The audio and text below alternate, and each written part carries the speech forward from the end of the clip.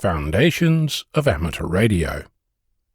One of the more, let's call it challenging, skills to learn in amateur radio is the pace of the process. For many new amateurs I meet, face-to-face, on air or online, the excitement to get started, to get on air, to make a contact, to do something, anything, is contagious. It's absolutely delightful to hear the reports of victory and triumph in the face of adversity. And truth be told, it's worth celebrating, more than we often do in this community. So let's start there. If you've made it on air, congratulations, well done, very nice. If you feel so inclined, perhaps you'd like to document this achievement. I'll hasten to add, this documentation is for your own records. More on that in a moment.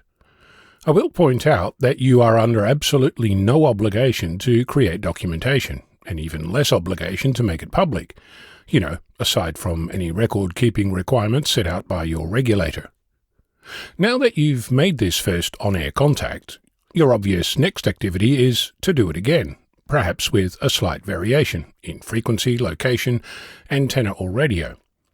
This process will likely continue until at some point making contacts like this is no longer exciting or rewarding.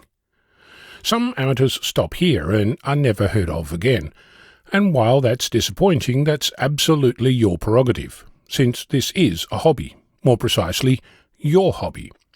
I'm mentioning this because it's all too easy to forget this fundamental aspect of our community, especially when you're swept up in the excitement of it all. Over the years, I've experienced the excitement associated with this hobby and the community firsthand. I've also witnessed the activities of others. Amateurs who come in with their tail wagging, running from here to there, sniffing all the bushes and drooling all over their homework. Imagine a puppy exploring their new forever home, and you'll get the idea. Just like puppies, these excited amateurs get to a point about 2 or so years in, sometimes more, sometimes less, and then basically stop. Exhausted, dissatisfied, disillusioned, and disheartened, they depart the hobby, never to be seen again. It reminds me a lot of new employees at the computing help desk where I used to work. After about 6 months of running around, putting in long hours, pleasing every customer, putting on a smile all day long, dealing with the emotions of being the first point of call for every problem, many succumbed to burnout and quit. It occurred to me the other day that the radio puppies are following the same pattern, albeit over a longer time span. And with that insight comes the realization that we can do something about this. As I told my new colleagues at the help desk at the time to slow down, I can use the very same advice to you, and for similar reasons. The field of computing is bound by imagination, so essentially it's unlimited. The same is true for amateur radio.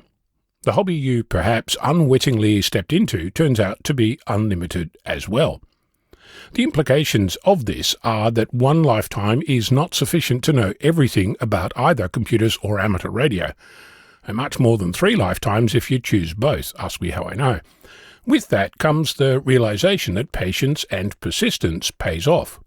The journey, not the destination, is the reward. So if that's the case, what does this mean for you? For starters, it means that each contribution you make is valuable. It means that finding new stuff is inevitable, and it means that you're not alone on this journey. So, next time you feel that you've done all there is to do in this hobby, think again. Each time you do something, anything, celebrate it. I did say I'd come back to documentation. Hopefully by now you'll understand what the meaning of it is. If not, permit me to make an observation.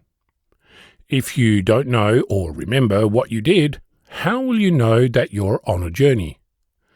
I'm Ono, Victor Kilo 6, Foxtrot Lima Alpha Bravo.